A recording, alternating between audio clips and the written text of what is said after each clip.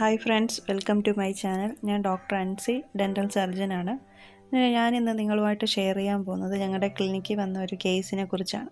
ഈ പേഷ്യൻ്റെ front portion ഒരു pod വന്നിട്ട് ഇത്രയും ഭാഗം പൊട്ടിപ്പോയി. അപ്പോൾ ഇങ്ങനെ ഒരു കേസ് വരുമ്പോൾ നമ്മൾ എങ്ങനെയാണ് ഇതിനെ റീബിൽഡ് ചെയ്യുന്നതെന്നാണ് ഞാൻ ഈ കേസ് ഇതിലൂടെ കാണിക്കുന്നത്. അപ്പോൾ നമ്മളിത് ചെയ്യുന്നത് കോമ്പോസിറ്റ് എന്ന് പറയുന്ന ഒരു റെസ്റ്റോറേഷനാണ്. ആൻറ്റീരിയർ ടൂത്തിന് ചെയ്യുന്ന ഒരു ആൻറ്റീരിയർ ഫില്ലിംഗ് ആണ്.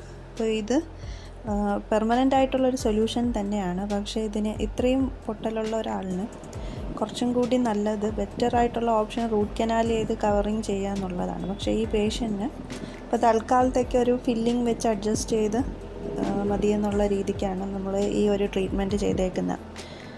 അങ്ങനെ നമ്മൾ കോമ്പോസിറ്റ് ചെയ്യുമ്പോൾ നമ്മൾ എച്ച് ചെയ്തതിന് ശേഷം അതിനെ കോമ്പോസിറ്റ് എന്ന് പറയുന്ന ഫില്ലിംഗ് വെച്ചിട്ട് ബിൽഡ് ചെയ്തെടുക്കുകയാണ് ചെയ്യുന്നത്. അതിൻ്റെ കോണ്ടൂറിനനുസരിച്ചിട്ട് ടൂത്തിൻ്റെ അനാട്ടമി കറക്റ്റായിട്ട് വെച്ചുകൊണ്ട് തന്നെ നമ്മൾ ആ ഒരു ഫില്ലിംഗ് വെച്ച് ഇത് ബിൽഡ് ചെയ്ത് കറക്റ്റ് ടൂത്തിൻ്റെ രൂപമാക്കി എടുക്കുകയാണ് ചെയ്യുന്നത്. നമ്മൾ അല്ലാതെ ചില കേസിനൊക്കെ നമ്മൾ ഡയറക്റ്റായിട്ട് റൂട്ട് കനാൽ ചെയ്ത് ക്രൗൺ തന്നെയാണ് ചെയ്യുന്നത്. പക്ഷേ ഈ പേഷ്യൻ്റെ എക്സ്റേ നോക്കിയപ്പോൾ അത് പൾപ്പുമായിട്ട് ഡയറക്റ്റ് ഇൻവോൾവ്മെൻറ്റ് ഇല്ലാത്തത് കൊണ്ടാണ് നമുക്ക് പെയിനോ പുളിപ്പോ ഒന്നും ഇല്ലാത്ത പേഷ്യൻ്റ് ആയതുകൊണ്ട് നമുക്ക് ഇങ്ങനൊരു റെസ്റ്റോറേഷനിലോട്ട് പോകാൻ പറ്റും. അപ്പോൾ നിങ്ങൾക്ക് ആർക്കെങ്കിലും ഇതുപോലെ പല്ലിൽ പൊട്ടലോ അല്ലേ നല്ല രീതിയിൽ എന്തെങ്കിലും ഫ്രാക്ചറോ അല്ലെ പോഡോ ഫ്രണ്ടിലോ പറ്റിയിട്ടുണ്ടെങ്കിൽ അത് റൂട്ട് കനാൽ ചെയ്യണമെന്നില്ല. അടുത്തുള്ള ഒരു ക്ലിനിക്കിൽ കാണിച്ച് എക്സ്റേ പരിശോധിച്ച് അവിടെ ഡോക്ടർ പറഞ്ഞു തരും അത് എന്ത് ട്രീറ്റ്മെൻറ്റാണ് ചെയ്യേണ്ടതെന്നുള്ളത്.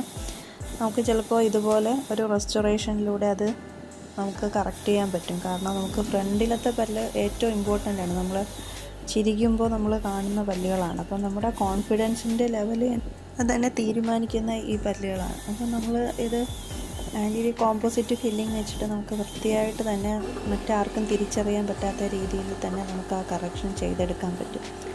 അപ്പോൾ ഈ പേഷ്യൻറ്റ് നമ്മൾ അങ്ങനെയാണ് ചെയ്തേക്കുന്നത്. നമ്മളത് ബിൽഡ് ചെയ്തതിന് ശേഷം കടിക്കുമ്പോൾ തട്ടുന്നുണ്ടോയെന്ന് നോക്കിയിട്ട് ആ ഭാഗവും കൂടി കറക്റ്റായിട്ട് പോളിഷ് ചെയ്തെടുത്തു കഴിഞ്ഞാൽ ഈ ട്രീറ്റ്മെൻറ്റ് കംപ്ലീറ്റ് ആവുകയാണ്.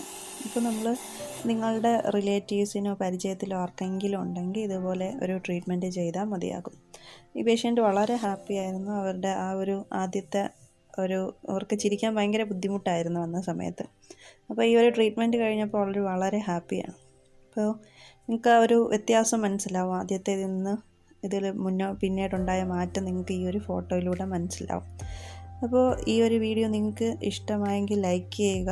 നിങ്ങളുടെ ഫ്രണ്ട്സിനോ ഏതെങ്കിലും റിലേറ്റീവ്സിനോ ആർക്കെങ്കിലും ഇതുപോലെയൊക്കെ ഉണ്ടെങ്കിൽ അവരുമായിട്ടും കൂടി ഷെയർ ചെയ്യാം.